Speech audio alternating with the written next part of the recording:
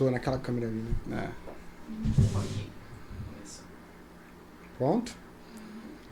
Fala galera, tudo bem? Bom dia, boa tarde, boa noite. Eu não sei a hora que você vai estar vendo isso, né? Mas deixa eu falar uma coisa. Eu fui convidado para um podcast do Ângelo, tá aqui do lado. E ele não sabia, mas aí eu convidei o Carlos Guzmão. E aí a gente chegou aqui, invadiu o podcast, falou que não ia fazer o podcast dele, vamos fazer o podcast da pós-graduação. Já até coloquei aqui a logo da pós-graduação, que é a pós-graduação em treinamento de corrida de rua do Brasil, oferecido pela Unisaúde. É a primeira pós-graduação que a gente tem 100% online, focada no universo corrida de rua. E por que esses caras estão aqui? O Ângelo é professor da pós-graduação, o Carlos Guzmão é professor da pós-graduação e eu coordeno a pós-graduação. Então, todos nós três aqui em Vitória, o Carlos de Vila Velha, mas Vila Velha, sim, cara, é 1 quilômetro do lado de Vitória. Então, nem conta que é uma cidade distante, que é tão pertinho. Nós três aqui no Espírito Santo, por que não fazer um podcast?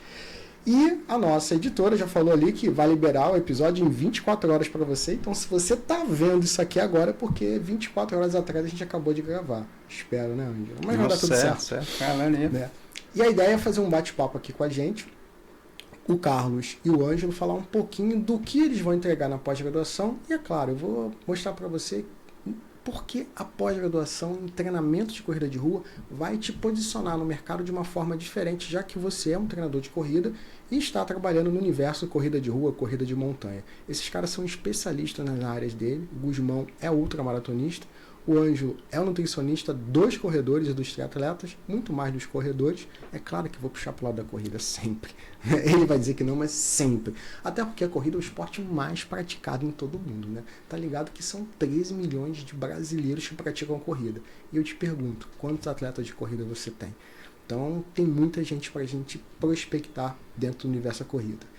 E para começar, eu queria aqui já apresentar aqui o Ângelo, nosso nutricionista, nosso host que foi colocado de lado, virou convidado da própria casa dele. Você já viu isso? Não, então hoje isso está acontecendo aqui.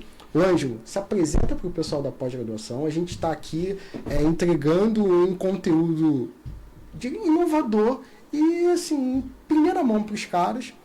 O pessoal da primeira turma ainda não teve aula com você, também Sim. Não teve aula com o Carlos Guzmão, então eles são mais do final do curso, então eles vão ter aula agora. E o que você vai estar falando, o que você vai estar entregando de conteúdo prático na pós-graduação? De uma forma bem resumida. Fala pessoal, um prazer ter essa invasão aqui, né? Aquele tipo de invasão que a gente gosta, não é uma invasão negativa. Quando eu fiz o convite, ele falou em simples, não, vamos fazer também um da pós, então vocês podem ter certeza que a gente vai ter uma jornada dupla, né? Hoje o da pós e amanhã eles estão aqui, ele e o professor Richard também, que é professor da pós, da Mente de Corrida Rua. E quando eu recebi esse convite, eu fiquei muito feliz porque a importância que a pós deu também à nutrição para o treinador. O treinador ele vai prescrever nutrição? Não. Mas entender, ter essa skill dentro, né, dele ali, é muito importante para ele até indicar um nutricionista ou, né, ajudar o aluno dele ali naquele momento. Então, o que eu quero fazer? Justamente levar esse conhecimento também para treinadores, para a gente aumentar essa skill de quem vai estar lidando com o atleta final ali de corredor de rua, para estar também ciente de como ajudar esse atleta com a nutrição para melhorar a performance dele na corrida. É interessante porque assim, o treinador ele não prescreve nutrição, mas ele tem que entender ali de macronutrientes, micronutrientes, até para ele entender se o treinamento está dando certo ou não, e às vezes não é o treinamento, às vezes é a nutrição que realmente não está gerando combustível. Perfeito. Se ele souber disso, ele consegue encaminhar. Ô, Ângelo, olha só, meu atleta empacou aqui, o que tem que dar para ele, o que tem que fazer? E às vezes, muitas vezes, não é uma reposição nutricional imediata, é uma coisa a longo prazo, né? Isso demora.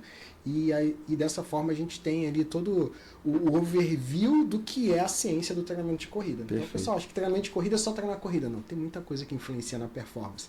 E quando a gente fala treinamento de corrida, a gente está focado na performance. Então, é psicologia, nutrição, fisioterapia, multiatendimento, entre outros.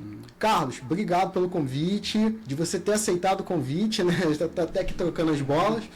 Mas me conta aí, Carlos, você é um dos caras que mais trabalham com ultramaratona no Brasil, é um destaque, já tem várias histórias, daqui a pouco eu vou te perguntar aquela lá do deserto, né, que ele vai contar pra gente. Fala um pouquinho de você e me conta aí o que você vai estar abordando aí na aula de ultramaratona pro pessoal. quando eu recebi o convite, eu até fiquei surpreso, né? Falei assim, poxa, uma pós-corrida de rua vai estar abordando a ultramaratona, né? Que é uma modalidade do atletismo e que cresce, né? A cada ano, porque hoje a gente vive a sociedade em que a gente está ali pensando sempre na questão da superação, né? Da pessoa, da disciplina. Então, assim, a ultramaratona... qual é o perfil do ultramaratonista? Nós vamos abordar sobre o perfil do ultramaratonista, sobre a história da ultramaratona, como que ela evoluiu ao longo dos anos, né? E a questão do treinamento também, né? Como é que se prepara um atleta para correr 24 horas, né? Para atravessar um deserto, né? Então, a gente vai abordar essa questão do treinamento, a questão dos ambientes extremos, né? Dos riscos e dos cuidados que a gente tem que ter quando a gente recebe um aluno que quer se preparar para uma ultramaratona desse nível, né? Porque são maratonas de horas, de dias. Então, como que a gente vai lidar na prática com o aluno, né? Porque a gente tem muita coisa envolvida, né? Da parte nutricional, da parte psicológica. Eu acho que quando a gente pensa na ultramaratona, acho que é a modalidade que mais necessita dessa questão multidisciplinar, né? Porque você precisa do médico do esporte, do nutricionista, da parte de uma pessoa que trabalha a saúde mental do atleta. Então, como que o professor de educação física tem que lidar com essa situação? Vamos abordar tudo isso aí durante o curso. Eu sou fã da BR-135. Conhece a BR-135? Cara, do comandante Lacerda. É uma sensacional. prova, são 3 dias e 2 noites de prova, né? Uma coisa que o pessoal não fala muito, eu não sei porquê, né? Mas eu vi na corrida de montanha, né? A minha expertise maior na corrida de montanha.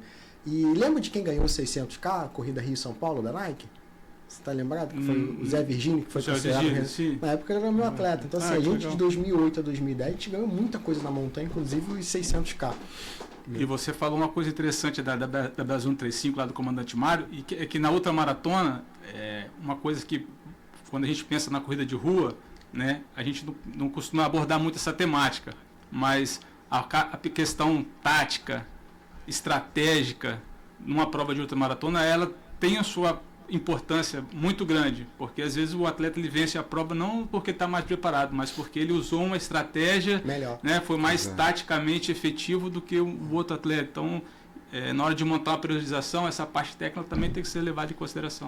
Eu conheci ele num momento que parece que teve um gringo que foi fazer a prova, aí ele desmaiou no meio da prova e se perdeu. Caramba. A galera perdeu o cara. Ele não passava no posto de controle, o pessoal cadê o cara? Perdeu.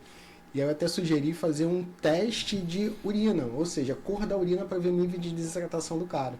Então, se tivesse muito desidratado, não saía do posto. Né? Eu não sei se isso foi implementado, foi uma sugestão, mas foi uma ideia bem interessante pelos recursos que tinham. Coisa fácil, né? Xixi no potinho, rápido, olhou a cor e...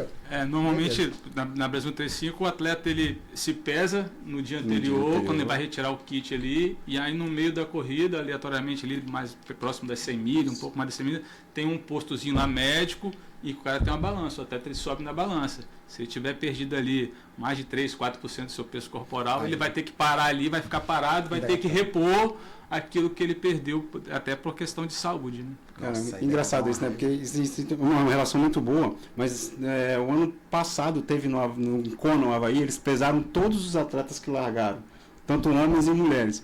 E, cara, teve um dado muito impressionante. Os homens chegavam cerca de 3 quilos desidratados, 2,5 kg foi a média. As mulheres, a maioria, chegaram mais pesadas do que largaram. Mais pesadas? Ué? Então, tipo assim, então a gente, talvez a urina ou até um teste realmente de hidratação por saliva seja uma coisa mais eficiente para você pegar ambos os sexos. Porque se você pesar mulheres, aparentemente as mulheres elas conseguem reter mais líquido durante o processo e podem ficar mais pesadas durante o processo. E então mascara, né? Então mascara uma desidratação ou até uma eficiência de sódio, porque vai ficar mais líquido extracelular. Então, interessante. Né? Então, para ver, né, cara, você que está aí assistindo a gente, cara, quando a gente fala com especialista é outra coisa, a gente consegue descobrir coisas que até então não passam. E por falar em especialista, né, eu vou perguntar para esses caras que são especialistas em suas áreas, né? Vamos falar de 3 tópicos aqui hoje: mercado, profissionais e ciência. Para começar com o mercado, Ângelo e Carlos, como é que você vê o mercado de corrida de rua hoje no Brasil? A Olímpicos acabou de publicar uma pesquisa com 13 milhões de corredores. É corredor pra caramba, é mais corredor do que a Suécia, né? do que habitante na Suécia. Como é que você vê hoje o mercado de duas formas, para quem já está no mercado há algum tempo e para quem quer entrar no mercado, né? Como é que você consegue diferenciar isso? Perfeito. Eu acho que depois da pandemia, a gente teve um boom nesse esporte outdoor, né? As pessoas meio que voltaram na cabeça, cara, por que eu posso praticar um esporte na rua, muito mais agradável, eu vou ter que estar preso dentro de um quadrado de cimento. Então a gente, de 20 para cá, em 2019, a gente já tinha uns booms da corrida que as pessoas chamam de modinha, que eu gosto até dessa, eu quero que essa moda realmente pegue, porque é uma moda, então se for moda é boa, mas a gente vê isso crescente a cada vez, e o mercado de endurance, você pode olhar que todas as marcas abriram seus olhos para o endurance. A gente estava conversando antes você entrava numa loja de suplemento, era um quadradinho pequenininho, um cantinho ali de prateleira que você tinha os suplementos para endurance. Hoje você tem prateleiras gigantes, marcas que só vendem endurance, e cada vez mais o profissional ele tem que se especializar em estar atendendo isso, porque bate no consultório. Hoje eu sou um pouco suspeito a falar, porque 85% da minha clientela é atleta de endurance. Então, eu tenho hoje uma mentoria que também treina nutricionistas para atender atletas de endurance, né? Hoje o meu consultório é monetizado e lotado atendendo atleta de endurance. E eu acho que é o mercado que mais vai crescer no ramo da nutrição também desses anos para cá. A gente tem muita crescendo, já cresceu bastante, mas a gente tem um espaço para crescer muito grande. Cara, legal sua visão como nutri. Carlos, sua visão como treinador. O mercado de assessoria está bem aquecido. Né? Cada semana a gente sempre recebe, né, pedido de como é que funciona a sua assessoria, né? E em relação, como ele falou assim, antes da pandemia a gente já vinha numa crescente, né? E aí houve a pandemia, todo mundo precisou se readaptar, né? Essa questão digital, da questão virtual, e agora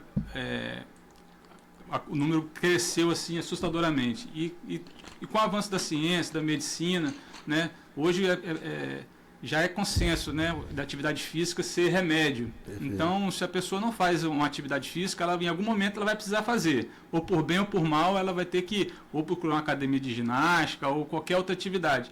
E a corrida é um ato natural do ser humano, é uma coisa que todo mundo que começa a fazer gosta, porque ele tem essa questão hormonal da liberação da endorfina. Então, e a pessoa ela começa e aí daqui a pouco ela está procurando orientação, porque normalmente a pessoa, né, um grande erro é a pessoa começar e depois procurar orientação, né? Sim. Ou ela vai procurar orientação depois que ela se machucou, ou porque ela vai chegar num nível que ela não consegue mais evoluir, e aí ela conhece alguém que faz uma assessoria e essa pessoa vai falar: você está correndo da sua cabeça, você precisa de um profissional para te orientar e fazer você evoluir. Então, mas cada dia tem um mercado para quem está chegando, para quem já está bom, para quem está chegando tem espaço, entendeu? Cabe o profissional se capacitar, saber orientar, né? Isso que vocês falaram é extremamente impressionante. Quando você falou do boom da corrida, a gente tem o primeiro boom na década de 70, sim, né? Então, o Brasil ganhou a Copa do Mundo usando o método Cooper, e aí o Cooper veio no Brasil, mais precisamente no Rio de Janeiro, todo mundo começou a fazer a corrida, e aí não chamava-se corrida, chamava-se Cooper. Então, fazer o Cooper, vou fazer meu Cooper, né? Vou fazer o Cooper. E aí começou aquela moda, né? E depois a corrida popularizou bastante, e no final da década de 90... começou um número maciço de provas em São Paulo. E aí a gente tem em São Paulo uma associação de corredores chamada Corpore, que começou em 1982, se não me engano. Foi em 82, que foi a Copa do Mundo da Espanha, né? Em 1982. E aí um tal de Vasco, que era um cara da engenharia, e ele fundou junto com outros caras, então era uma associação de corredores. Aí no meio da década de 90 começou a organizar provas, virou a maior organizadora de provas e foi a responsável pelo boom ali em São Paulo. E aí começou a extrapolar em muitas outras cidades. E aí aconteceu aquele fenômeno de multiplicar as provas de curtas distâncias. Aí popularizou a corrida. Porque antigamente era meia maratona, e São Silvestre é uma das menores. Não, né? Engraçado, as pessoas falam assim, maratona de São Silvestre. Né? Eu falei, essa é a maratona mais fácil de fazer. Mesmo. Era meia maratona e maratona, né? E aí a galera não queria fazer provas curtas. Sim. Aí caiu no meio business ali, entenderam que, cara, tem um mercado ali. Tem quem pague. Cresceu. absurdamente, corrida deixou de ser um esporte e começou a ser um estilo de vida. E a grande sacada das grandes marcas, eu não sei quem foi que começou a puxar, né, mas começou com provas da Colgate, prova de bombeiro, e aí quando viu deu boom, e aí explodiu São Paulo, explodiu o Rio, explodiu em outras capitais, hoje está no Brasil inteiro, no mundo inteiro, né? Em 2009, a revista Veja publicou uma matéria falando: corrida, o esporte mais praticado nas metrópoles. E agora parece que em 2024 colocaram corrida, o esporte mais praticado no Brasil. Ou seja, o Brasil não é mais o país do futebol, né? O mundo hoje corre, né? E você que é profissional de educação física, por que é importante você entender isso? Você é personal e não está atuando no mercado running, você está deixando dinheiro na mesa. Você está entrando no mercado da educação física e não olhar para esse mercado, você está deixando dinheiro na mesa. Porque é o maior mercado que a gente tem, muito maior que personal. E tem uma sacada que muitas pessoas ainda não perceberam. Você consegue trabalhar 100% online, se você quiser. Então, assim, e outra coisa também, que o personal hoje, se ele não entender de corrida, ele não vai conseguir atender bem o público dele, porque hoje a pessoa começa a correr, ela sabe que o fortalecimento é extremamente importante e ela às vezes vai procurar um personal. Aí o personal de academia só entende de hipertrofia. E aí ele vai querer passar um treinamento de hipertrofia para uma pessoa que quer desenvolver na corrida. E aí, em vez de ser um trabalho complementar, acaba virando um trabalho concorrente. Eu pego isso aqui todo diariamente. A pessoa chega e, tipo assim, uma das coisas mais comuns é isso, né? Porque não é só em questão, às vezes, você não é nem emagrecer. Eu tenho que deixar a pessoa também mais leve quando ela está correndo. Então, ter músculos demais para um corredor é ruim. Então, eu chego para algumas pessoas e falo assim: infelizmente, a gente vai ter que deixar comer esse bifão desse tamanho, e o guideline de proteína para quem faz endurance é de 1,4 a 1,6. Rapaz, esse é o pior momento. Você não vai tirar minha carne assim. Eu falei, para assim, então você quer performar ou você quer ficar bonito na foto? Vamos escolher. Porque o cara chega lá, o personal ele não entende de corrida. Aí o aluno ele fez uma sessão de um treinamento intervalado, né, no Z4, no Z5. E aí no outro dia ele vai lá para o personal. Aí o cara vai e faz um trabalho extremamente desgastante com o aluno, né? Ele não precisa saber prescrever, mas ele tem que entender ali qual é o efeito de cada treinamento, saber, né? É o que acontece comigo, eu não prescrevo treino nenhum. O único treino que eu prescrevo é para o intestino. Só que assim, se eu não entender isso, eu posso deixar o meu trabalho também e ir embora, porque eu vejo o treinador, por favor, passa sua série. Aí eu vejo o cara treinando hipertrofia e ele está rendendo que o pace dele não sobe. Eu falei, o negócio está aqui, ó. Quem está atrapalhando você não melhorar na corrida é o seu treino de musculação. É a mesma coisa assim, por isso que eu falei da questão multidisciplinar. Mesma coisa numa periodização para outra maratona. O cara começou a periodização em janeiro para competir em outubro, por exemplo. Ele vai crescer no volume ao longo dos meses e a demanda energética também. Se o nutricionista ali não estiver fazendo ajustes constantes na dieta do atleta, daqui a pouco ele vai estar quebrando, não por conta do treinamento, mas por falta de energia, de nutriente. Então, tem que estar interligado. E uma coisa que eu vejo mais como também de erro é, tipo assim, o cara não entende que o volume alto pede mais caloria e intensidade alta pede mais carboidrato. Então também vai no nutricionista que não é especializado, ele acha o seguinte, não, agora eu fui para a fase específica, eu vou subir muito mais a caloria. E aí tá numa onda low carb, mas joga o carboidrato, ele sobe de proteína e gordura. Então a gente também tem muitos erros nessas Ontem eu passei em consulta com a minha nutricionista, eu falei assim, nossa, eu tô almoçando, eu tô tendo um sono absurdo após o almoço, tal, tem que ajustar. Ela já mandou o ajuste. Eu sei que ela não vai ver isso agora, mas hoje já não tive aquele sono absurdo, só com ajuste na dieta, assim, uma coisa rápida. Não, é só ajustar aqui que já resolve o problema. E resolve. Então, assim, são coisas assim que você sabendo o que tem que fazer, aquela famosa história de apertar o parafuso, né? Apertar o parafuso é R$1, mas saber qual parafuso apertar, a intensidade é R$999, por isso a conta é R$1.000. Então, assim, é o poder do especialista. Perfeito. E o que o Carlos e o Ângelo, você que está vendo aí o podcast, o que eles falam é extremamente importante, porque na pós, todas as disciplinas são linkadas. Então, por exemplo, a gente tem uma disciplina que é treinamento de força funcional aplicada à corrida. Então, assim, o cara tem que entender por que ele vai estar fazendo, inclusive essa disciplina comigo. E aí, assim, treino para resistência, treino para melhorar a velocidade, treino na fase de volume alto, treino na fase de volume baixo e alta intensidade. É diferente. Então, assim, não saber dominar os métodos de treinamento aplicado à necessidade do atleta, cara, é um tiro no pé. Então o cara não rende. E uma outra coisa, na faculdade não ensinam a prescrever treino de corrida de rua. Pelo menos as que eu conheço, até esse presente momento, não tem uma disciplina chamada prescrição de treinamento de corrida de rua, muito menos montanha e ultramaratona. Isso aí esquece. Eu acho que até a prescrição de corrida, não sei se tem. Tem atletismo, né? Mas é muito mais as provas de pista do que as provas de endurance, né? Então, você não vai ver isso. Então, tem que buscar realmente um trabalho específico aonde você possa aplicar, que seria as assessorias esportivas. E a primeira pós do mercado desse tema? A primeira pós-graduação do Brasil específica sobre corrida de rua. E eu, como vim da montanha, não podia deixar de ter um módulo de montanha e ultramaratona, né? Isso é fato, né? Saindo um pouco do mercado, e a gente acabou falando de profissional, que vocês que estão no mercado e têm contato com muitos outros profissionais, né? Aí uma pergunta dupla, né? Como é que você vê o profissional que está hoje atuando no mercado, qual o perfil, e o profissional que tem sucesso, é claro, e como é que você vê esses profissionais que estão entrando no mercado, ou seja, o cara que já está estável e o cara que é um entrante novo ali, o recém-formado.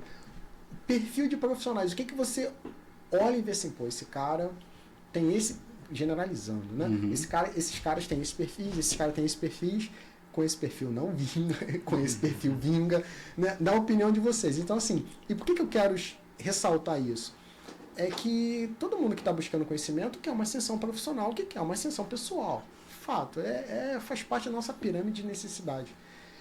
Então, assim, o caminho, pô, eu acho que eu estou no caminho certo. Não estou no caminho certo.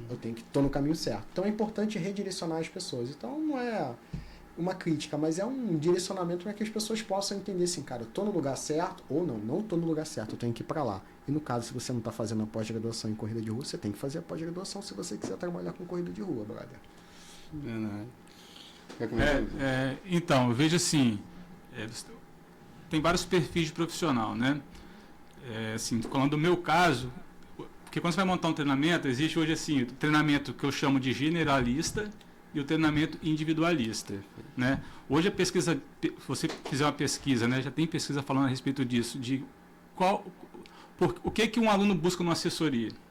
A maioria busca socialização, que é estar num grupo no meio de um monte de pessoas. Então tem profissionais que utilizam planilhas generalistas. Tem um grupo lá que corre 5 km, que tem meio perfil, faz uma planilha só para 50 alunos, 60 alunos. E tem o professor individualista, que olha cada atleta individualmente, né? Então, às vezes, o cara generalista ele consegue cobrar um pouco menos. O cara que é mais individualista, ele tem um preço mais elevado. Então, você tem mercado para todo mundo. Eu não gosto do treinamento generalista. Eu sou do treinamento individualista, até por conta dos meus princípios e os princípios que eu estudei na universidade, né? Que cada ser humano é um, a gente tem que olhar a individualidade de cada ser humano. Então, eu trabalho... Então, você tem mercado para todo mundo, né? Só que... o aluno ele começa no generalista, daqui a pouco ele vê que aquele trabalho ele também não funciona, né, do jeito que ele quer. Se você for pesquisar os profissionais individualistas, o número de lesões são menores do que das assessorias generalistas. Então, tem, né, como o corredor tem o seu perfil, o profissional também. Né? Então, o cara que é generalista, ele vai utilizar de outras maneiras para atrair o aluno do que o profissional individualista. Então, eu vejo dessa forma. O cara que está chegando com uma pós-graduação em corrida de rua, ele vai com certeza ter um diferencial muito grande se ele for um profissional individualista. Né? Por isso até que eu achei interessante. Falei, pô, uma pós falando de treino, de ultramaratona, abordando a questão nutricional, no treinamento específico para a corrida. Então, o cara ele pode trabalhar com personal de corrida, ele pode trabalhar, né, uma assessoria, ele pode aumentar a gama de trabalho dele. Né? Um personal hoje que tem uma pós de corrida de rua, ele vai sair na frente de um monte de gente. Com certeza. Né? Eu vejo desse lado. Um ponto que eu achei bastante interessante na sua abordagem, Carlos, é que a gente, um dos primeiros módulos, a gente tem 2 módulos específicos para a parte de gestão. Um módulo só falando de marketing em mídias sociais, né, com o professor Celso, que é um especialista nisso. E é um amigo e é especialista em corrida também, se especializou em marketing. Então ele tem uma assessoria hoje, tem mais de 400 atletas, então ele manda muito bem ali na parte da comunicação. E a parte de gestão estratégica que é comigo. Então assim, a gente tem modelos de negócios diferentes. Só quando você falou o generalista, os grupos de corrida, as planilhas em lote, que se fala, né? Funciona. Até determinado ponto funciona. Para o cara começar a correr, agora para ele se especializar e ter um upgrade ali na condição física dele, ele automaticamente precisa de um especialista, né? Precisa de uma planilha individualizada. Muitos profissionais são radicalmente contra. Eu sou a favor do seguinte ponto. Cara, para tirar o cara do sofá e botar o cara correndo, é importante o cara se sociabilizar e até mesmo utilizar essa planilha generalizada. Agora, quando o bichinho da corrida morder e morde. Né? Morde nos 5, morde nos 10, né? E morde, aquilo vicia, o cara vai procurar performar ainda mais. E quando ele procura performar ainda mais, todo ser humano quer chegar mais rápido, quer ir mais longe. Eu corro só por prazer. Que nada, meu. Você olha pro relógio por quê? Por que você quer saber que se você correu mais um quilômetro mais? Por que tem Strava? Por que você tá lá no grupo do pessoal? Por que você fica competindo? Então, assim, lá no fundo, ele quer melhorar. Isso é uma coisa saudável. E aí que a gente tem que colocar o nosso posicionamento como especialista. Então, olha só, você vindo trabalhar comigo, então a gente tem ali todo o direcionamento, uma quantificação de cargas, distâncias, as zonas de treino, tudo personalizado para você, assim como uma dieta balanceada, assim como se tiver uma lesão, um trabalho de recuperação, uma prevenção, um fortalecimento específico, tudo isso. E ele começa a valorar o produto corrida de rua de uma forma diferente. E eu acho que justamente essa é a diferença. Hoje que eu acho que o profissional, né, eu acho que não tem você fala assim, a fórmula mágica. É o que você fala, funciona só individual, funciona só não. Eu acho que funciona de vários, porque você tem vários públicos. Porque hoje, quanto a corrida cresceu, a gente tem aquele cara que só estava sentado no sofá, que talvez uma generalista vai ser um mega resultado para ele. Quando ele chegar lá na frente, ele vai procurar. Por isso que eu também era muito, não tem que ser só individualista e tal. Mas hoje o que eu entendi dentro do meu trabalho? Eu posso ter uma esteira de produtos. Né? Então eu tenho ali, se você entrar num programa meio que uma dieta generalizada, que eu vendo muito pouco, mas tem lá dentro do meu site para o cara que não tem condição talvez hoje de pagar minha consulta. Ele compra ali um acompanhamento meio generalizado. Só que quando ele vê que aquilo parou, talvez não chegou a um ponto que ele precisa mais, ele vai no individual. E eu acho isso fundamental, como você falou das pessoas que já estão no mercado para quem está entrando. Quem está entrando, eles entram com uma conexão com a rede social e com o mundo da IA muito maior do que a gente que está muito mais tempo. Eles estão habituados, eles sabem o que é isso, né? Então, a gente tem um pouco dessa dificuldade. Só que a única coisa que eu falo para os profissionais é o seguinte: like não paga a conta. Então, use sua rede social para vender o seu serviço. Não adianta nada você dançar bonitinho lá e atrair um monte de like e aquilo não converteu em nenhuma consulta ou nenhuma assessoria. Não tem o CTA, exatamente.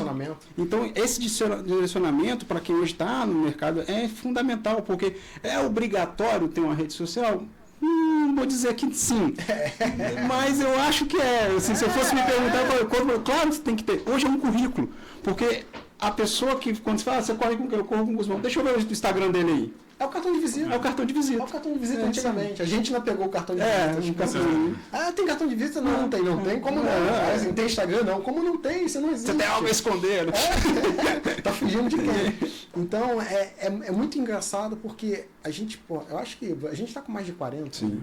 Já tô escutando. Então, a gente pegou todas as fases, né? De procurar o artigo lá na gavetinha da biblioteca até pegar agora dentro da internet de maneira imediata. Então, a gente viu todas essas etapas aí, o surgimento da internet e a evolução até a IA. E isso faz uma diferença absurda. E quando a gente entrega o conhecimento dentro da nossa prática, porque todo mundo, uma coisa interessante é deixar claro que, de repente, acho que não ficou, todo mundo que está na pós, os professores, todos eles são do meio. Então, quando eu fui escalar o time, eu queria todo mundo do time, assim, cara, tá no meio? Tá. Não tem nada. Ou se pelo menos assim, tava no meio, não tá mais agora, mas foi um treinador durante muito tempo. Então eu tava parado por causa do pós-doutorado, aí terminei o pós-doutorado, e ano passado comecei a startar um projeto chamado K42, né, Clube 42K, mais precisamente. E eu achando assim que não ia virar muito e tal, e eu comecei a estudar muito a parte de projeção e cultura, né, fit cultural. Então eu tinha em 2023 tentado startar assessoria na área de montanha, corrida específica para montanha, não virou, porque eu fiz o start de uma maneira errada, e aí estudando, e aí estudando gestão estratégica, né, não estudando treinamento. E aí eu falei, vou montar um outro projetinho, vamos ver se vai. E por que 42 quilômetros? porque parece, né, ano passado, o número de corredores de maratona aumentou significativamente. Sim. E esse ano vai aumentar mais ainda. A galera está fazendo um upgrade. Há algum tempo atrás era o 21, antes da pandemia, que era a corrida mais charmosa. E parece que a partir de 2025 a galera quer ir para a maratona. E é um caminho natural que eu observava na assessoria. O pessoal vai evoluindo na assessoria, vai evoluindo em que ponto? Em distância. O cara começa com 5, 10, 15, 21, 42, e aí ou o cara vai para o triatlo, ou o cara vai para a montanha. Né? É o caminho natural. Ou fica ali especializado ali em 42, que é... Então, essa é a ordem natural. Busca fazer majors, aí sim, vai. Aí eu falei, cara, vou focar nos 42. Em um mês, colocando publicações específicas lá para 42, a galera se identificou, e aí eu fazendo uma estratégia que não vem em casa aqui, porque eu vou ensinar isso na pós-graduação, uma estratégia de captação ativa de cliente. Cara, eu fechei a minha turma, zerei a turma. Então, assim, tem estratégia? Tem. É difícil? Não. É técnica. Assim como montar treino é questão de técnica, venda é questão de técnica, abordagem é questão de técnica. O ruim é que na faculdade de educação física, acho que na nutrição também não ensina a gente a ser agressivo numa abordagem de venda. Eu te ensino, brother. Te ensino. Isso aí é uma grande vantagem. Assim, eu ainda tive um grande erro, porque eu também sou formado em economia. Né? Então, tipo assim, quando eu fui para nutrição, eu também tenho administração, eu fiz economia e administração ao mesmo tempo. E depois que eu fui fazer nutrição, minha vida pivotou para 100% nutrição depois. Então, eu já tinha muito dentro da minha cabeça como administrar empresas, como ser vendedor. Que é o que eu falo, o nutricionista, né, quem trabalha com o público, é um vendedor eterno, você vende ali. E o profissional de saúde, a gente tem meio na cabeça, tem profissional que tem vergonha de cobrar a consulta no final. Eu nunca tive, porque eu vim da economia, você foi tanto. Então, eu acho que, porque isso não é falado na faculdade. Né? Então, você tem uma pós que tem isso ainda, é mais um... Gente, não perca tempo e faça eu sou uma pessoa que eu engatinho nessa área assim, mas né, mal engatinho, ainda estou ainda... Entendeu? Mas é um caminho, é um cara sai na frente. Né? E dentro da pós, é assim... Você que vai fazer a pós-graduação, você que já está inscrito, você que já fez, né? Porque isso aqui vai ficar temporal. Nosso primeiro podcast vai que eu consigo trazer outros professores para cá. Ou a gente está em outra cidade, invade outro podcast. Para você entender que ter um negócio hoje chamado assessoria esportiva envolve muitos fatores. Perfeito. O treinamento é a base, mas ficar somente no treinamento é fatal. Então, cara, treinamento você tem que saber e muito. Agora, em vez de ficar fazendo um curso, procurando livros que não tem uma aplicação prática, você tem que ir com quem tem histórico do meio e tem prática do meio. Ou seja, já vai nos caras que você sabe que os caras estão no mercado e já fazem as coisas acontecer há anos. É o caminho mais rápido para você atingir o sucesso. Exato. Esse espelhamento eu acho que é fundamental. Né? Alguém já traçou aquele caminho.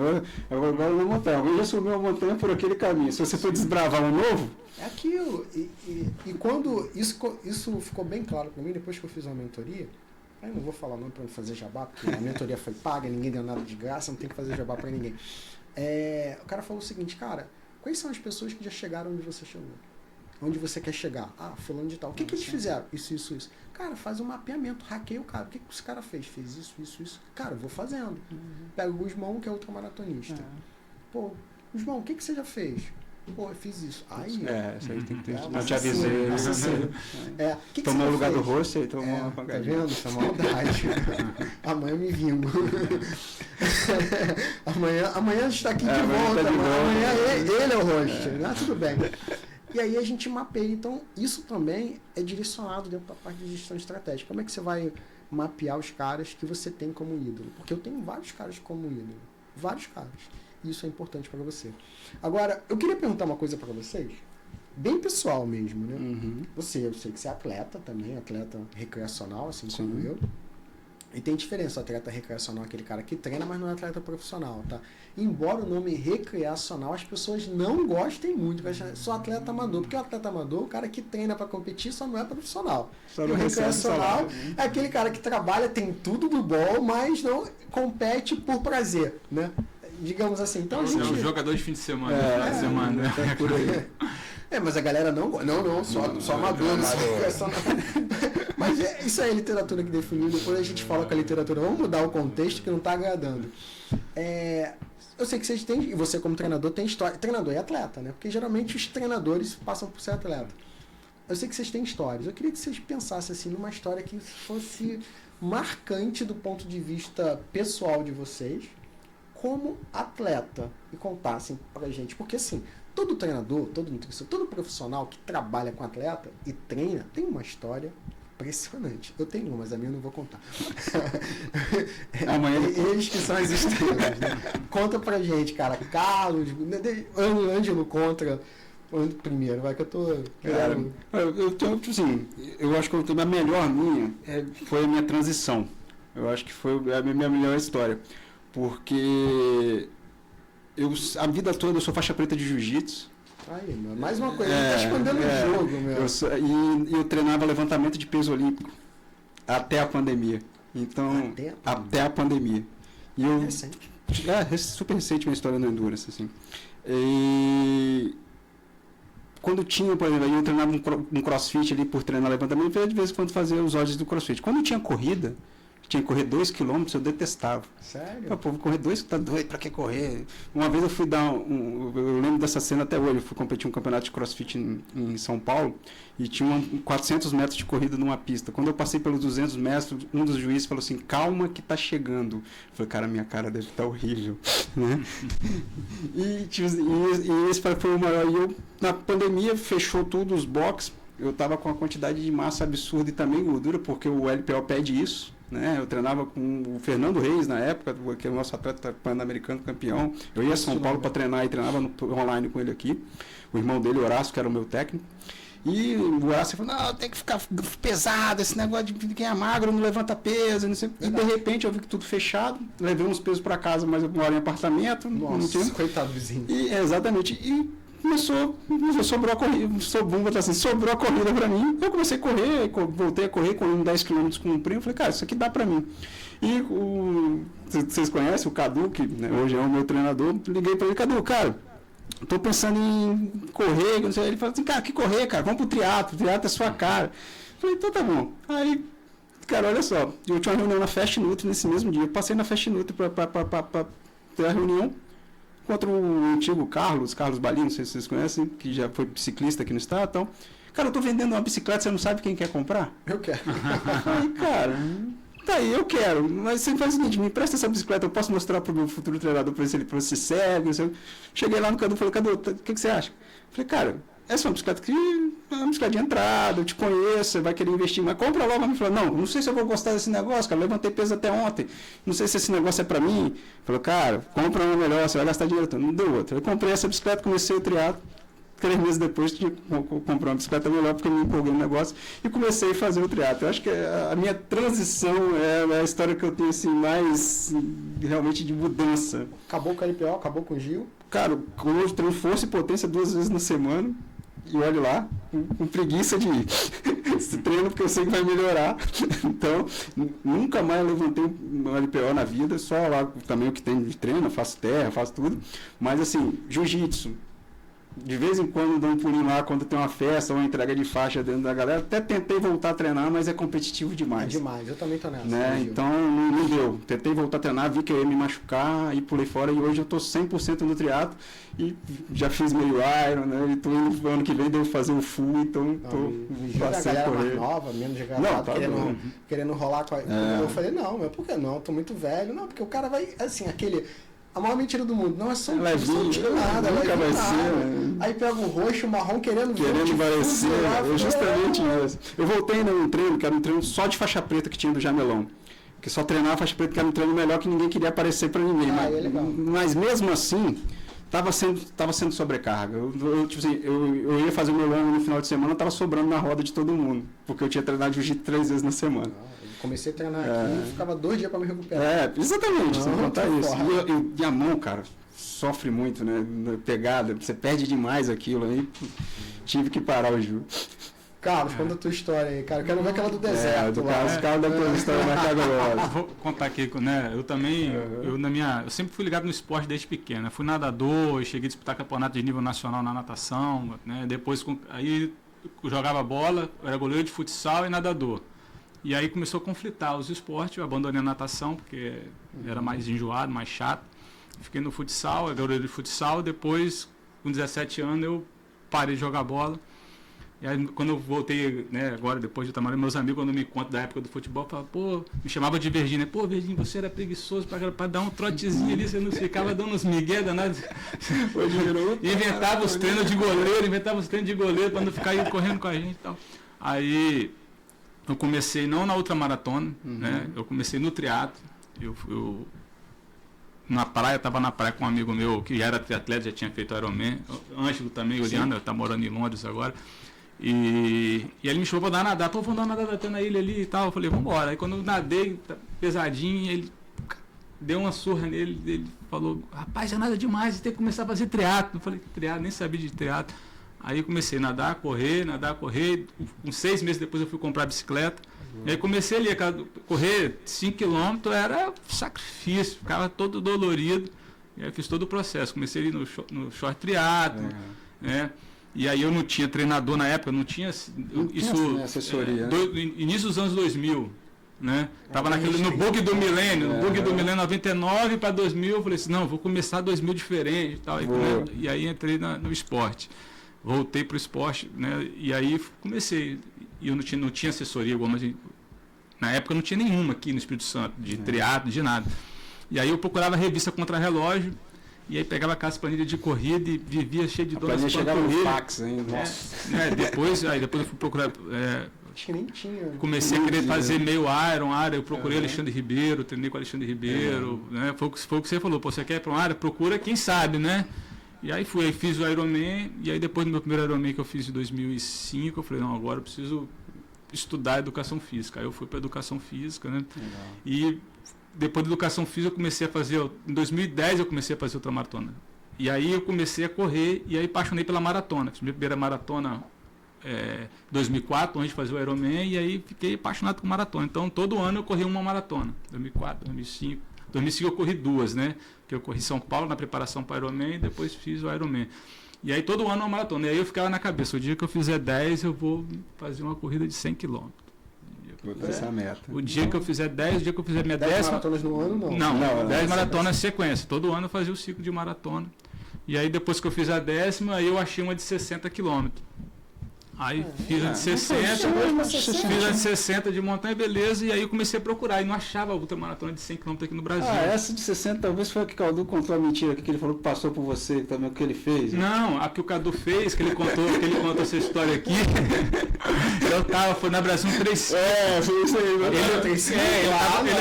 tava na equipe. Ele estava na equipe. Dizer que fez, ele contou que não, se eu tivesse feito. Não, ele estava na equipe. Não, ele fez, mas ele estava numa equipe. Dividida, 30-30.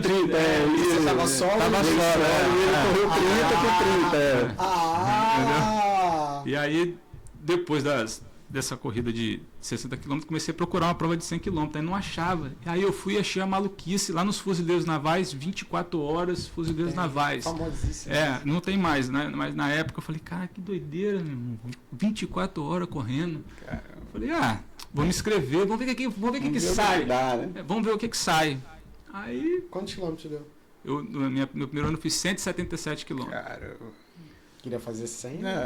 Só quase dobrou. Mas fiquei arrebentado, todo dolorido, para voltar para casa andando, nossa, sofrido. E aí meu pai, minha mãe, a família toda ficou, esse cara enlouqueceu, querendo correr 24 horas, ele vai se matar, vai morrer. Aí, eu no meio da corrida, daqui a pouco chega meu pai, minha mãe, todo mundo da família lá para me ver se eu não ia morrer, se eu não ia. Vamos lá, se for melhor, é lá mesmo. Aí era o Campeonato Brasileiro, cara. Fiquei em 15º no geral e ganhei a faixa etária, né? De 30 a 34 anos, fui campeão. E aí para voltar para casa, aí voltei de carro. Aí voltei no carro, entrei no carro, sentei, quando parou ali em Campos para descer do carro. Você dirigiu? Não, meu pai. Quem disse que eu conseguia descer do carro? Tá doido. Tá vendo? Não conseguia descer. Meu irmão é fisioterapeuta, meu irmão desceu do carro, estendeu um colchonete no chão, me tirou do carro, aí me alongou, depois que ele me alongou, eu consegui levantar e ir almoçar.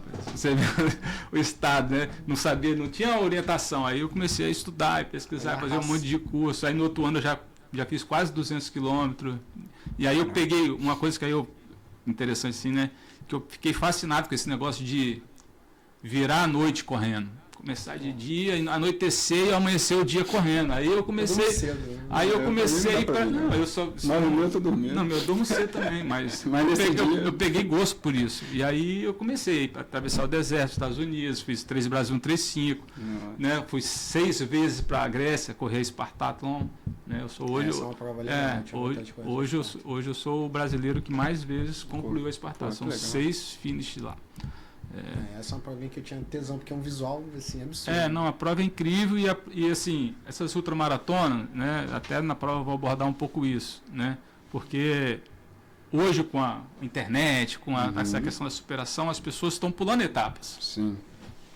Entendeu? E aí a pessoa, quando ela sai, por exemplo, ela fez uma maratona, ou às vezes tem gente que não faz nem uma maratona, já quer pular direto para a ultramaratona. Sim. Achando que é assim, né? Não, o corpo dela não aguenta correr a distância de uma outra maratona. Não. Aí o que acontece? Ela passa a fazer as provas caminhando. Perfeito. E aí, aí eu entro na questão do perfil, né? Que tipo de perfil de ultramaratonismo você quer ser? Você quer ser um perfil de um cara um ultramarionista que corre ou um ultramarionista que anda? Foi lá terminar, né? Você vai lá caminhar ou você vai correr? A prova, uma prova de 24 horas, por exemplo.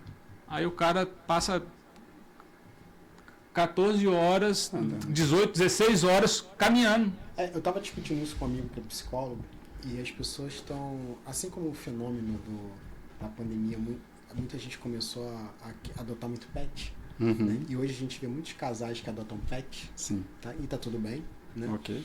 Mas algumas pessoas têm a necessidade de superação de atividades como maratonas, Ironman, só que vê que o perfil não é um perfil que está preparado para que tenha uma manutenção de uma velocidade na prova. Perfeito. E aí tem algumas provas que são mais intensas e mais rígidas, colocam pontos de corte, que eu acho que é muito, muito responsável por isso. Eu não sei se a BR-135 tem ponto de corte. Não, tem o tempo final de 60 horas, que já é um tempo que permite grande, o cara... né?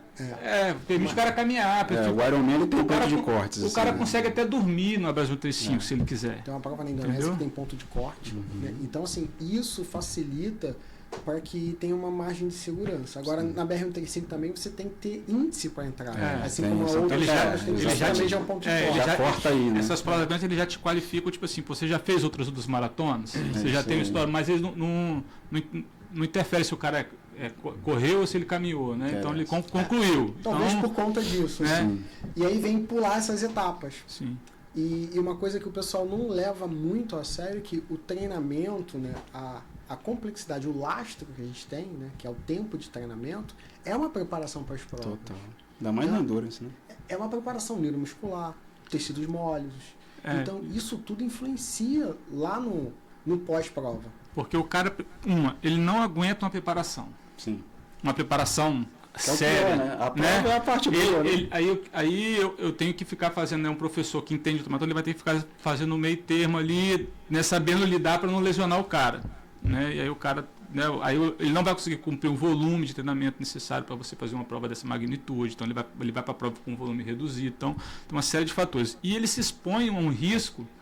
O cara pode, tipo assim, é como, né, você ter morte, né, maratona e tal. Na outra maratona também acontece. Mas você às vezes não vai morrer, mas você vai adquirir uma sequela, numa questão de um tecido mole, uma lesão crônica no sentido, ou vai ter uma rabdominose no meio de uma prova de um calor muito extremo, vai ter complicações seríssimas, né? E às vezes o trauma vai ser tão grande que a pessoa depois não vai querer mais correr. Pode ser a última prova dele. Isso, eu tenho uma máxima com os meus alunos que é: cara, você pode fazer o que você quiser, mas você nunca pode perder de vista aquilo que levou você a começar a correr. Perfeito. Né? E a alegria que a corrida te proporcionava naquele momento. Porque a ultramaratona, muitas das vezes, ela não vai te dar. A alegria vai ser você usar de chegada, mas o que você vai passar para chegar até lá. Né? Aí você tem. Às vezes o cara é pai de família, o cara vai envolver família, horas de treino. Então é uma série de fatores que o profissional tem que saber lidar com o aluno. Então, assim, a minha história de ultramaratona é como se você procura o cara que sabe. Por quê? Porque eu já passei por tudo isso. Né? E eu sei da importância do cara estar bem preparado para ele fazer uma ultramaratona. Por isso que eu pergunto, você Você quer ser ultramaratonista ou você quer ser... Andador, né? Andarilho, né? Porque, por exemplo, se você divide uma prova de 200 km de 60 horas, dá peso de 4 km por hora. Para fazer o caminho de Santiago. É caminhada. É caminhada, né? Exatamente. Esporte. Né? Então você consegue cumprir. Sim. Aí já na Espartato, não. Aí são 246 quilômetros em 36 horas. E aí você tem um corte da maratona já de 4 horas e 15. É bom. Já não é qualquer Então, tipo assim, você passou 6:10, 6:15, você já está fora da maratona. Fora. Então não é para quem quer fazer. Você não vai ver ninguém andando. Né? Não, tanto é que para você entrar já é uma seleção fortíssima. E para você concluir, você tem que estar extremamente preparado. A média de pace ali é o quê? 6? Não, o pace final dá média para você finalizar dá 8,5. Um pace de 8,5. Quilômetro por hora. Então dá 8 km por hora? Dá 9, entendeu? Mas não permite para 200. Mas na primeira parte ali da maratona você tem que passar com 4 horas e 15. Porque depois ele vai folgando. Depois porque, faz sentido. Não, é só o corte até até o 90 é bem agressivo. Entendi. Ah, tá. Entendeu? Depois, e aí porque também depois a gente vai para parte de montanha, começa a subir. Ah, tá, ainda dá para manter. Aí passa assim, começa com 6,10 minutos por quilômetro. Os primeiros 42 é 6 e pouquinho. Aí depois nos 80 já tá uns quase 7. Aí para metade da prova já tá ali no pace de 7,10, 7,15 minutos por quilômetro. E aí vai. Aí no final, se você fizer uma boa prova, metade da prova, depois você consegue administrar e chegar. Mas você não consegue ficar muito tempo caminhando, né? Componente vertical ali. De 400 atletas termina 190, 205, depende do ano, o ano é muito ainda quente. Tem essa seleção, né? Entendeu? E aí é por isso que como que você vai lá 6 vezes? Não, porque lá é uma prova que me testa. Porque, né, igual o deserto. No deserto eu passei mal horrores.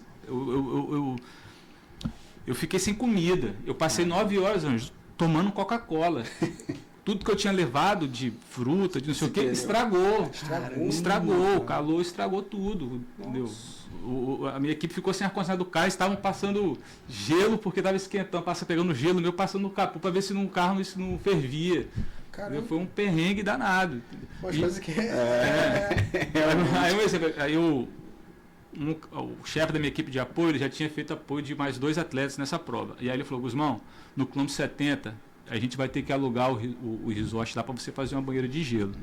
Beleza, você que você que é o comandante da equipe, você já fez, beleza. Eu cheguei no 70, realmente bem destruído, aí já mergulhei na piscina e os caras já prepararam a banheira de gelo, entrei na banheira de gelo, e saí, eu tô zero agora. Vamos comer um macarrão. Aí daqui a pouco os caras, não, calma aí, Guzmão. Vai todo mundo entrar na banheira de gelo aqui também, que ninguém tá aguentando o calor. Quem pedir apoio, eu tava sofrendo também com o calor. Aí tem que saber escolher o apoio também. E aí eu não podia ir, eu tive que ficar parado. Aí fiquei parado, todo mundo entrou na banheira, todo mundo comeu, aí voltei pra prova. E aí, perdi 2 horas ali. Aí depois, já tinha ficado sem comida, aí fizemos check-in num hotel, faltando 18 km pra chegada. Eu já estava fraco. Entrei na beira de gelo, aí o carro já estava sem combustível. Eles foram abastecer o combustível, aí eu deitei na cama, irmão, comecei a tremer, começou a dar uma... Joguei nos cobertor lá e apaguei, dormi. Daqui uns, sei lá quanto tempo, você deve dar uma meia hora, 40 minutos, os caras chegaram com uma pizza gigante. Aí pode, né? Aí eu... Agora é hora. Aí não, eu comi 3 pedaços de pizza, um Red Bull, uma Coca-Cola, e aí é 18 km de montanha para chegar no alto do Monte Fuji. Aí eu já saí no gás e terminei a prova. Mas é a mesma coisa, né? Você tem 60 horas para cumprir os 217 km do deserto. Então você, dormir, banheiro de gelo, tudo ali, você tem tempo, né? Mesmo assim, eu fui de 100 atletas, eu fui o 33º, né? Foi o primeiro brasileiro a chegar, ainda foi o primeiro brasileiro a chegar. Né? A gente estava em 3, os 3 conseguiram concluir, mas é uma prova que permite você ter, já lá na Grécia não, se você tiver algum erro, se você desidratar, se você passar mal, e essa questão gastrointestinal é o que mais tira os atletas da prova. Tem estudo. 46% dos atletas profissionais têm problemas gastrointestinais e isso é maior nos amadores ou recreativos. Chega a ser até 70%. E aí, vocês já tiveram problema gastrointestinais em prova? Já. Eu tive uma vez só. eu já tive várias vezes. Vários. Diarreia, vômito. Numa ultra assim, né? Mas o máximo que eu fui foi uma meia distância. Até hoje eu fico 5 horas e meia, 6 horas ali. Então, tipo assim, eu vou mais. E eu já era nutricionista de atleta de endurance antes de começar a ser atleta de endurance. Então eu conhecia bem o treino. Eu já tinha feito, por exemplo, a Mastermind com Aska de Okedrup. Então eu já conhecia o Training the Gut ali, né? Então eu já tinha essa ideia ali desde 2017 que eu tinha que treinar meu intestino bem para poder estar alimentando bem durante a prova. Exatamente. Aqui no Brasil, assim, eu tive menos problemas, mas fora do Brasil, quando eu saio, fui competir no Mundial na Irlanda. Aí tive sérios problemas. Alimentação, água. Você chega fora do Brasil, você vai tomar água da torneira. Não vai nessa não, que é fria. Quer ver o que eu passo? Não toma não. Você sai do Brasil, você compra a garrafinha. Então, não toma água de torneira. Eu sou dessa política também. Eu tenho muito problema com água. Aí eu fui para Colômbia, mais precisamente para Manizales. É 1h30 de Bogotá. E aí eu tô dando aula na universidade, estava no programa de mestrado dando aula lá sobre periodização. E aí os caras lá de corrida tá colocando. E aí, cara, tava com a garrafa de 1 litro no hotel, tava lá com garrafinha, pra onde ia com a garrafinha de 1 litro. Aí minha garrafa acabou, o dia inteiro dando aula, né? Aí eu falei, onde é que tem um bebedouro pra encher de água? Lá dentro do banheiro. Aí eu olhava, fui no banheiro, cara, olhei assim, não tinha bebedouro. Torneira. Aí, cara, uma fome, só tinha torneira. Assim, uma sede, uma fome, eu falei, cara... E aquela hora assim, eu tô com fome, vou beber água, não tinha água. Eu falei, porra, que aguinha gelada, bate no estômago, pelo menos no meu, para a fome rapidinho. Aí daqui a pouco chegou o coordenador da pós, já tava assim, umas 2 horas com sede já. Eu falei, José, cara, não achei o bebedouro. Ele, como assim? Tá dentro do banheiro. Eu falei, não, nesse banheiro aqui ele é. Não, aonde? Tá trancado? Ele, não, tá lá, vem cá que eu vou te mostrar. Aí chegou, mostrou a torneira. Eu falei, pô, água da torneira. Ele, você tá em Manizales, vem aqui que eu vou te mostrar. Aí eu olhei as montanhas, acho que é a 2ª melhor água do mundo. Eu falei, sério, ninguém compra água aqui. Como assim? Eu tô comprando água tem uma semana. Por isso quando eu chegava no bar assim, me dá uma água mineral, não, eu quero garrafa. O pessoal ficava olhando assim, tá, você quer? Toma, quer comprar? Eu falei, por isso provavelmente é por isso, porque ninguém compra água aqui. Mas às vezes a água ela é rica em mais um mineral, um negócio, desequilíbrio pH, aí você toma água natural, não é uma água que... Eu falo muito para os pacientes que vão, por exemplo, para a Europa. Eu sempre falo para eles levarem um antialérgico de 3ª geração, porque até os outros são doping, né? Que as pessoas esquecem um pouco disso. Você entender, a Alegra D é doping. Né? Então, se você for, né, para pegar uma vaga ou um negócio, ficar esperto nisso, porque tem muito pólen na Europa. Então, o brasileiro chega lá, não está acostumado com isso, para você ter uma rinite alérgica ou alguma alergia ao pólen, é muito fácil. E aí, assim, essa questão da... E aí, eu fui pro Mundial em Belfast, na Irlanda, ficamos lá na universidade, porque todo mundo água, chegou na hora da prova, era igual o relógio, dava 10, 12 quilômetros, eu tinha que parar no banheiro. Aí quando deu 170, assim, eu fui chegar na mesa, era a mesa, a gente ficava, quando eu cheguei na mesa assim, eu apoiei na mesa e fui assim, mal, tonto, assim, desidratado. Aí os caras, vai no posto médico. Eu cheguei no posto médico, os caras me serviram um chá. Aí eu fiquei ali, nesse tremer, também tava frio pra caramba. Aí o outro perguntou se eu queria uma massagem e tal. Eu falei, não, beleza, uma massagem. Aí o cara começou na minha perna, a alisar. Eu fui dormir. Ninguém foi lá me chamar. Ninguém lá dormindo, a ideia era eu tomar alguma coisa ali, recuperar e voltar pra prova. Faltava 4 horas pra acabar. Tinha 20 horas de prova. Achei que era o fim. Aí quando deu meia hora, o cara me acordou, falta meia hora, se você não voltar pra pista aqui, você vai ser desclassificado. Eu falei, falta meia hora? Nossa, me deixaram dormir aqui. Dormi 3 horas, cara. Eu falei, putz. Eu gosto sempre de abordar essas histórias, porque quando a gente fala da ciência, se você for só teórico, você fica preso em alguns modelos teóricos, ainda mais porque você não teve a prática, aí você acha, não, isso não pode, né? Perfeito. E quando eu falo teórico, na verdade é uma colocação até errada, porque teórico é o cara que fez a teoria, né? E quando você faz uma teoria, você precisa de observações, você precisa de experimentação. Mesmo para fazer uma teoria, nem que seja essa experimentação, é entender um pouco, observar se aquilo vai acontecer ou não. Na verdade, quando você é fundamentalista, quando você absorve o conteúdo dos outros, né? Porque o fato de você consumir a teoria dos outros não te torna um teórico. Teórico é quem faz a teoria, né? Então, só tô lendo. Você tá lendo. Você é no máximo estudioso. Um fundamentalista. Eu tô me fundamentando aqui, mas eu não sou um teórico. Eu não construí a teoria, porque para construir a teoria tem um outro contexto. E aí, quando você não tem essa expertise, né, de ter ali uma teoria para construir, de ter casos para você confrontar com o que você leu, você fica muito preso no que você leu. Perfeito. E aí você realmente fica limitado. E aí, quando você tem profissionais que, além de estudar, né, leva esse estudo, vai na aplicação prática e vê como o organismo funcional extremo, além do que a ciência está preconizando ali, você passa a entender, cara, tudo bem, a referência, o consenso é esse, mas dá para chegar um pouco mais, dependendo da condição do atleta, dependendo de como eu conheço o atleta, eu consigo extrapolar um pouco mais. Então, sempre quando eu faço alguns modelos de treino, o pessoal fala, mas a literatura não recomenda isso. A literatura não recomenda isso, mas também não diz nada contra isso. Então, peraí, vamos lá, eu estou entendendo o que o meu atleta está podendo. Os números, fatos e dados aqui está batendo, então vamos extrapolar um pouco mais. Aumenta mais de 10% de volume de rodagem na semana. Não pode, a literatura recomenda no máximo 10, mas também não fala que se passar de 10 está errado. É o que eles observam normalmente, é no máximo 10. Aí a gente dá um boom ali, dá um choque ali de 15, 20%, depois reduz na outra semana para evitar sobrecarga. Então tem essas estratégias.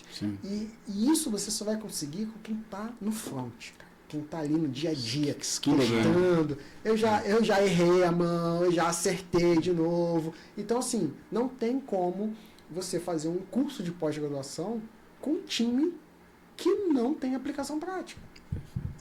Então, esse foi o cuidado da seleção do time aqui. Então, eu tive um baita cuidado, assim, cara, eu quero os caras do meio prático. Eu quero os caras que tenham fundamento e estejam lá no dia a dia. E para finalizar, eu queria fazer uma pergunta para vocês. Na verdade, duas, né? Como é que vocês têm visto a contribuição da ciência? Porque a gente pegou lá, década de 90, né? Pelo menos eu terminei a minha pós-graduação, a minha faculdade em 99, e depois a pós e tal, 90, 2000. Então, assim, esse avanço da ciência do Anderson, a gente pegou ele praticamente quase no começo e tá vindo, né?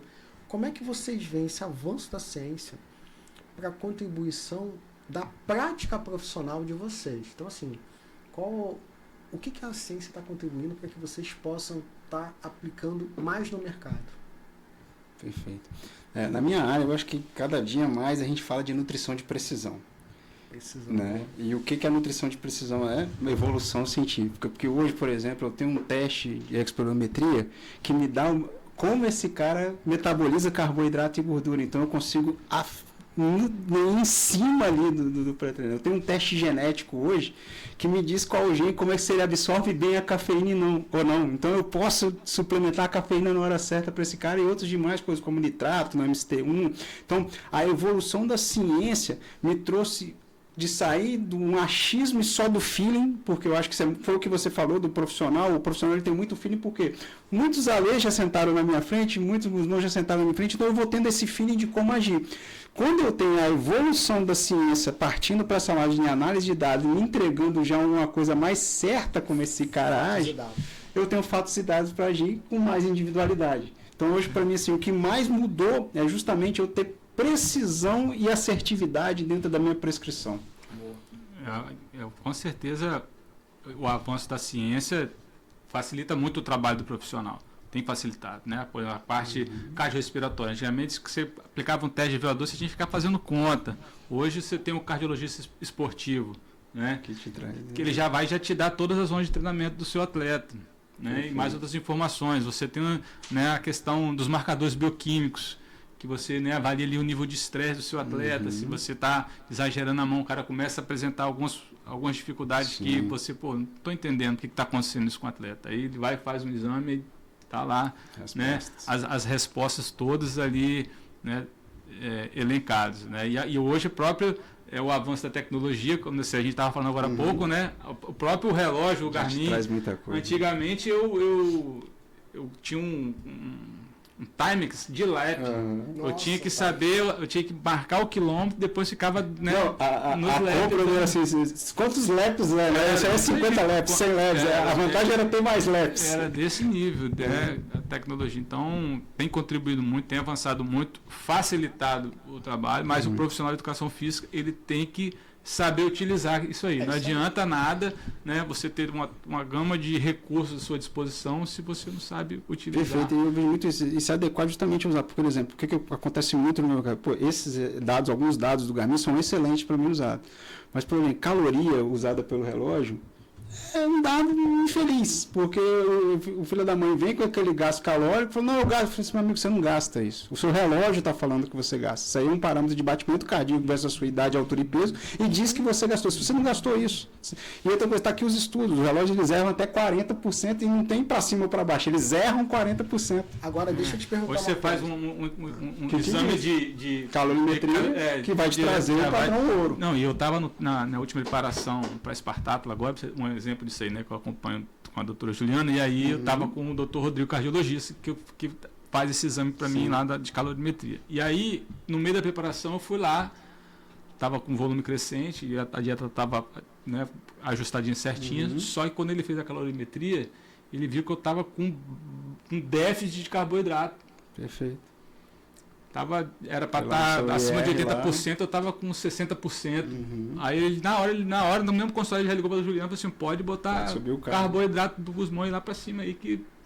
Aí 2 semanas depois eu voltei lá, fez o ajuste da dieta, 2 semanas eu voltei lá, tava mas tudo aí certinho. tem que ir para um teste de calorimetria direta. Aí deixa eu tentar entrar nessa pegada e para essa pegada aqui, olha, eu sei que tá aí. Eu trabalho muito com modelagem matemática, acho que eu não conto isso para todo mundo porque... Eu nem às vezes acredito que eu faço isso. Mas vamos supor que eu faço um teste contra o relógio. E aí eu analiso ali a resposta de pace, variação de pace, entendendo que aquele cara está fazendo um teste máximo dele, do 1 aos 5 km. Ele está dando o melhor dele. Aí eu começo a ver um déficit de pace ali entre o 3 e o 4, do 4 para o 5. Por ali eu posso entender o seguinte, cara, esse cara, ele estava querendo ir, mas faltou energia. Perfeito. Aí eu posso passar, olha só, Ângelo, esse cara aqui, ó, baixou a velocidade aqui, mas ele estava dando o máximo dele. O que a gente pode usar de estratégia nutricional para melhorar isso aqui do seu ponto de vista? Porque não foi o treinamento. O treinamento ele tem, ele só não conseguiu ali sustentação energética. Dá para ter uma abordagem. Eu acho que assim, tanto que a gente veio daí. É o que eu falo, tanto que algumas pessoas dizem, eu sou raiz, né? Tem muita essa história. Eu falei, você é raiz, mas você usa tênis de placa de carbono, sua bicicleta é de carbono, é muito raiz você, né? Então, às vezes, as pessoas são um pouco... Claro que dá para a gente ter essas referências através de coisas que a gente sempre usou. É o que eu falo, a precisão que você vai me dar com os testes que a gente tem com a evolução da ciência que é um pouco diferença, né? Às vezes, pode ser uma falta energética, mas em que momento exato? Talvez o pace que ele vem treinando, né? Qual nutriente está faltando? Será que o REC está... Então, a ciência, essa evolução vai te dar uma precisão. Mas claro que o cara pode começar com esse teste. Ele não precisa começar com a praticidade. Até para... nessa parte de treinamento, eu fui fazer uma maratona. E aí, fui avaliar qual era a minha taxa de consumo de carboidrato no pace da maratona. Aí eu estava consumindo 138 gramas de carboidrato por hora na velocidade de maratona. Em pace de prova, né? Em pace de prova. E aí, se eu fosse... Aí eu tive que aumentar todo o meu consumo energético durante a maratona para conseguir sustentar aquele pace. O V-Marathon tava... Né? Mas e é o que eu falo.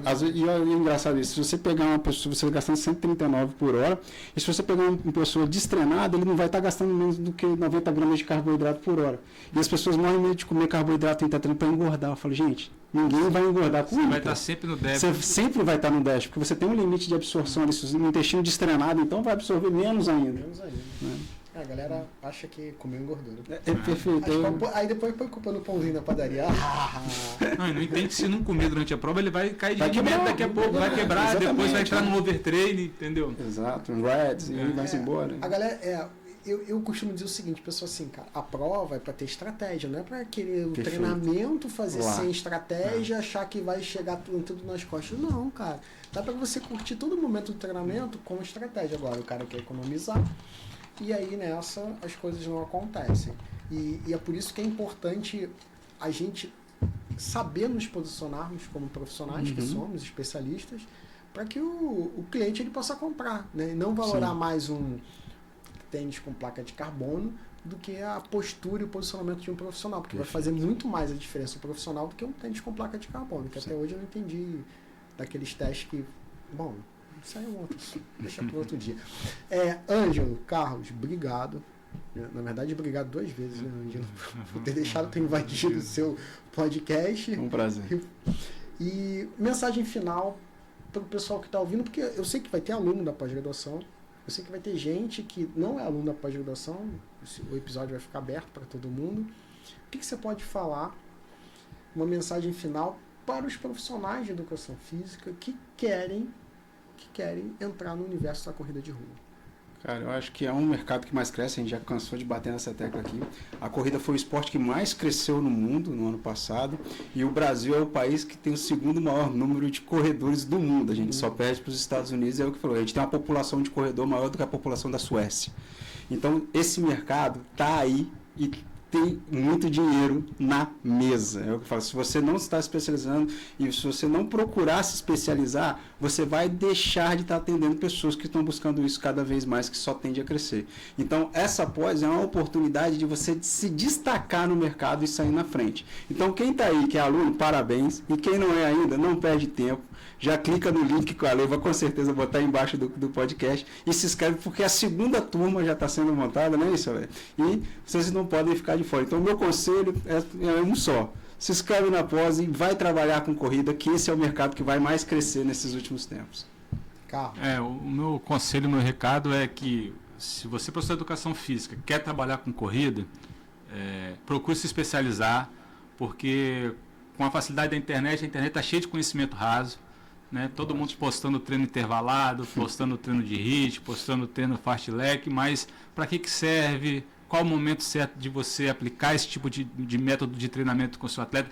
É para todo mundo o treinamento intervalado ou não é? Qual que é a melhor estratégia para o seu aluno? Então, eu tenho comigo assim, né, um compromisso. Quando um aluno meu se machuca, é como se eu estivesse me machucando.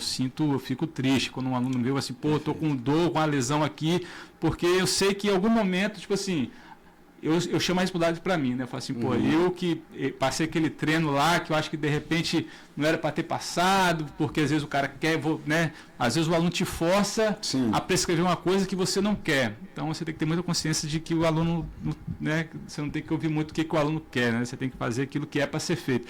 Então você precisa se qualificar. E tá aí. Eu costumo falar para meus pacientes aqui, até essa porta do consultório você é cliente, aí você tem razão. A partir do momento que você passou daqui, você é paciente, aí quem tem a razão sou eu. É mais ou menos por aí, né? Então, assim, vocês estão com oportunidade única no Brasil, que é a pós em corrida de rua. Você vai ter todo o conhecimento que um profissional necessita para poder trabalhar da melhor forma e atender de uma maneira eficiente aí o seu atleta, seu aluno. Você que está vendo aqui o podcast ainda não é nosso aluno, eu vou deixar aqui embaixo o link aqui com todas as informações da pós-graduação. Vai que a gente já está na turma 3, 4, 5, a gente está indo para a segunda e com certeza não vai parar por aí. O maior mercado latente que a gente tem hoje dentro da área de esporte e saúde é a corrida de rua. E vou deixar também o link aqui de alguns depoimentos de alguns alunos que já estão hoje, a gente está na metade da primeira turma e os caras já estão arrebentando, mudando todo o comportamento da sua assessoria esportiva em função das aulas que já tiveram. Até mesmo a organização das aulas foi organizada de uma forma que pudesse impactar rapidamente, no caso, o seu negócio de assessoria esportiva. Então, começa com as aulas de gestão e marketing, depois as aulas de base e depois as aulas aplicadas. Então, o Ângelo está na aplicada, o Gusmão está na aplicada, eu começo na base de gestão, depois eu venho para aplicar o treinamento de força. A gente tem o Jorginho, que é um dos maiores treinadores de corrida de rua do Brasil, é nosso professor. Tem o Sidney também falando de montanha. Inclusive, acabei de fazer um curso com o Jorginho de corrida de rua, né? Eu sempre procuro os melhores profissionais para estar me reciclando, né? Porque a gente é profissional, mas a gente tem que estar sempre aprendendo em contato com novos profissionais para que a gente possa, né? Tem sempre uma coisinha nova surgindo aí. Assim, temos que ser um eterno aprendiz. Eu sempre gosto de ver as aulas dos amigos, dos parceiros, né?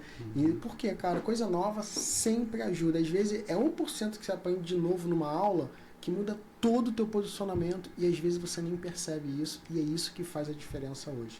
Então, investir em conhecimento é o único investimento que vai te dar um retorno garantido. Certeza. Vai te dar um retorno garantido.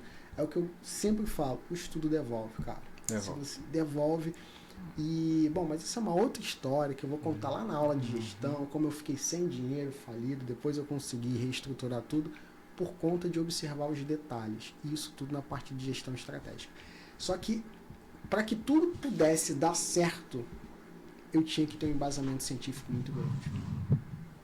Então, assim, se você tem embasamento científico, se você sabe usar as ferramentas de gestão estratégicas certas, cara, com certeza é questão de tempo e pouco tempo para você começar a ter um negócio que prospere. Agora, uma coisa eu sempre falo, não adianta querer ser um bom profissional se não tem uma parte de desenvolvimento pessoal muito afinada. Só que para eu desenvolver o pessoal, eu tenho que quebrar algumas crenças limitantes. Nossa, a gente já está saindo da área de treinamento, mas tem tudo a ver com treinamento. E nós, da área de educação física, aí eu não sei da área de nutrição, e você me corrija se eu estiver errado, a gente é muito ligado a CLT.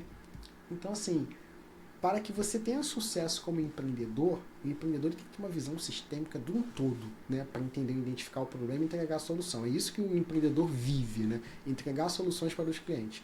Então, assim, o empreendedor, para ele ter sucesso, ele tem que ter um bom desenvolvimento pessoal. Perfeito. Só que como a gente está muito ligado a um trabalho vinculado à CLT, a gente não tem um desenvolvimento pessoal muito estimulado. Então a gente fica muito preso a algumas crenças. Aí quando a gente cai no mercado de trabalho e empreendedorismo, o personal é o primeiro empreendedor da educação física, se o cara não for bem desenvolvido do ponto de vista pessoal, quando eu falo de desenvolvimento pessoal, é entender as crenças limitantes, os viés, trabalhar em cima disso para que você tenha uma percepção da realidade como um todo de forma positiva e real do que realmente é, cara, você consegue mudar todo o teu contexto. Aquele famoso ditado assim que o pessoal parece que é livro de autoajuda, quando você começa a melhorar por dentro, tudo em volta muda. E se melhorar por dentro é entender realmente o que está por fora. Perfeito. E isso faz todo sentido. São pequenas ferramentas que fazem toda a diferença. É isso que te possibilita crescer rapidamente como empreendedor. E lógico, tem que ter fundamento técnico. Como eu já falei. Obrigação, né? Como eu já falei, somente entender do técnico vai te ajudar, mas ficar só nele vai ser fatal. Tá?